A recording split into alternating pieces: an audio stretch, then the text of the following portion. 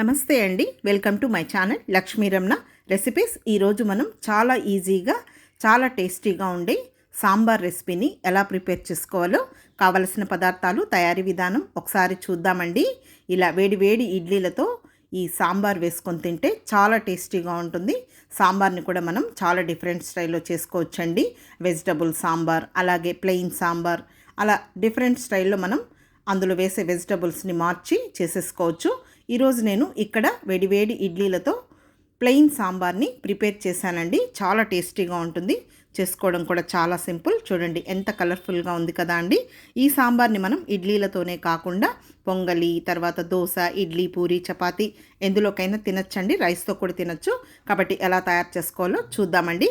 ఇక్కడ నేను ఆల్రెడీ ఒక మీడియం సైజ్ కప్పు కందిపప్పుని కడిగేసేసుకొని ఒక 3 కప్పులు నీళ్లు వేసేసుకొని కొద్దిగా పసుపు వేసి కుక్కర్లో ఒక 3 విజిల్స్ వచ్చే వరకు ఉడికించి పెట్టానండి. ఉడికిన తర్వాత పప్పు గుత్తితో ఈ పప్పుని మ్యాష్ చేసేసుకోవాలి. పప్పు అనేది మరీ మెత్తగా ఉడకకూడదండి. ఈ విధంగా పప్పుని మెదిపేసుకున్న తర్వాత ఇప్పుడు పోపు వేసేసుకోవాలి. ముందుగా స్టవ్ వెలిగించుకొని ప్యాన్ పెట్టుకొని ఒక 2 టేబుల్ స్పూన్ల నూనె వేసుకొని, నూనె వేడెక్కిన తర్వాత 1/2 టీ స్పూన్ ఆవాలు, 1/2 టీ స్పూన్ మినప్పప్పు, 1/2 టీ స్పూన్ జీలకర్ర, 1/2 టీ స్పూన్ మెంతులు వేసుకొని అవి వేగిన తర్వాత ఒక 6 వెల్లుల్లి రెబ్బల్ని కచ్చాపచ్చగా దంచి వేసి ఒక 2 ఎండుమిరపకాయలని తుంచి వేసేసుకొని ఒక మీడియం సైజు ఉల్లిపాయని చిన్న ముక్కలుగా కట్ చేసుకొని, అలాగే ఒక 2 పచ్చిమిరపకాయని కూడా చిన్న ముక్కలుగా కట్ చేసుకొని కొద్దిగా కరివేపాకు వేసేసుకొని ఈ ఉల్లిపాయ ముక్కల్ని 1 నిమిషం మాత్రమే మీడియం ఫ్లేమ్లో ఫ్రై చేసుకోవాలి. సాంబార్కి మరీ ఎక్కువగా ఓవర్గా కూడా ఫ్రై అవ్వకూడదు.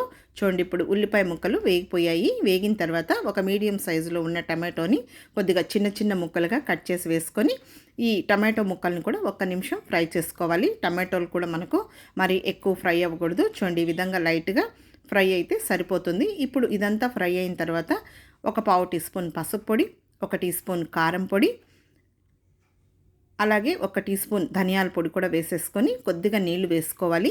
ఈ స్పైసెస్ మాడకుండా కొంచెం నీళ్లు వేసేసుకొని జస్ట్ ఇదంతా ఒకసారి కలిపేసేసుకోవాలి. ఇప్పుడు ముందుగా మనం ఉడికించి పెట్టుకున్న ఈ కందిపప్పుని ఇందులో వేసేసుకొని ఒక 10 నిమిషాల ముందే నేను ఒక చిన్న నిమ్మకాయ సైంత చింతపండు నానబెట్టి ఆ చింతపండు పులుసుని ఇందులో వేసేసుకోవాలి. అలాగే రుచికి సరిపడా రాళ్ళుప్పు, 1 టేబుల్ స్పూన్ సాంబార్ పౌడర్ వేసుకోవాలండి. ఇక్కడ నేను MTR సాంబార్ పౌడర్ యూస్ చేశాను. మీరు కావాలంటే ఏ కంపెనీ అయినా కూడా వేసేసుకోవచ్చు. ఇప్పుడు ఇందులో కొద్దిగా కరివేపాకు, ఇంకొంచెం కొత్తిమీరని తుంచి వేసేసుకోవాలి. ఇప్పుడు ఇదంతా కూడా మనం మీడియం ఫ్లేమ్లో ఒక 5 నిమిషాలు ఉడికించుకుంటే సరిపోతుందండి. మనం చింతపండు పులుసు వేసాం కదా. చూడండి, ఈ టమాటోలు అలాగే అందులో వేసిన ఉల్లిపాయ, పచ్చిమిర్చి కాంబినేషన్తో చాలా టేస్టీగా ఉంటుందండి. మామూలుగా మనం ఈ సాంబార్ని ముందుగా ఉల్లిపాయ, టమాటో అన్నీ వేసి ఉడికించుకొని తర్వాత పోపు చేయించండి. లేదు, ఈ విధంగా కూడా పోపులో ఈ సాంబార్ని ఈ విధంగా కూడా ప్రిపేర్ చేసేసుకోవచ్చు.